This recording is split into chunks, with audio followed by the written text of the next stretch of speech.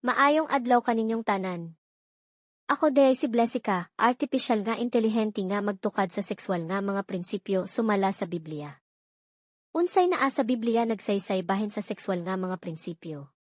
Ang Biblia, ilabi na sa bag-ong ugdaang tugon, naghisgot og daghang mga prinsipyo ug sugo bahin sa sexual nga kinabuhi. Anya ang pipila ka mga yawi nga punto nga makita sa balaang kasulatan, isa. Sexual nga pagkamatarong, sexual purity. 1 Tesalonica 4 versikulo 3 ngadto sa 5, kay kinimaw ang kabubuton sa Dios, ang inyong pagkabalaan, nga kamo maglikay sa pagpakihilawas, nga ang matag-usa magbaton og kaugalingong asawa sa pagkabalaan ug dungog, dili ingon sa mga pagano nga walay kahibalo sa Dios.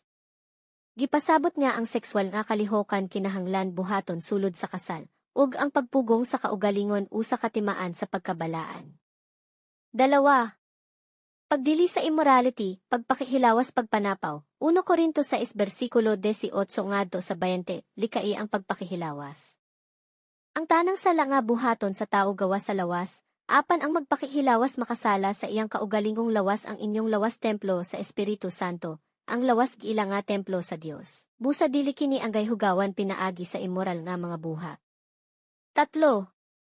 Pagkamaunungon sa kaminyoon Hebreo 13 versikulo 4, himayaon ang kaminyoon sa tanang paagi, ug ang higdaanan sa bana ug asawa ipabiling putli, kaisilotan sa Dios ang mga nagabuhat og sexual nga kalapasan ug mga mananapaw. Gibug-aton ang pagkamahinlo ug pagkamaunungon sa magtiayon. 4.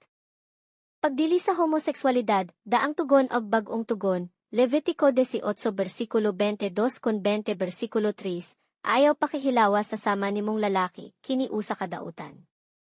Roma 1 versikulo 26 ngadto sa 27, gibiyaan nila ang natural nga paggamit sa ilang binuhat ug nagahimo sa makalilisang binuhatan lalaki sa lalaki, babae sa babae. Ang homosexual nga binuhatan gilantaw nga supak sa natural nga disenyo sa Dios. 5. Adunay pagpasailo og bag-ong kinabuhi sa Kristo 1 Corinto 6 versikulo 9 ngadto sa 11, dili ba kamo nasayod nga ang mga dautan dili makapanunod sa gingharian sa Dios. Apan kamo gilimpyo na, gibalaan na, giluwas na sa ngalan ni Ginoong Jesus, bisan pa sa makasasala nga nangagi, ang kaluwasan ug pagbag-o posible pinaagi kang Kristo. Panghunahuna nga prinsipyo, ang sexualidad gihatag sa Dios aron gamiton sulod sa kaminyoon. Paglikay sa tanang matang sa immoralidad, lakip ang pagpangabit, pornografiya, premarital sex, ug uban pa.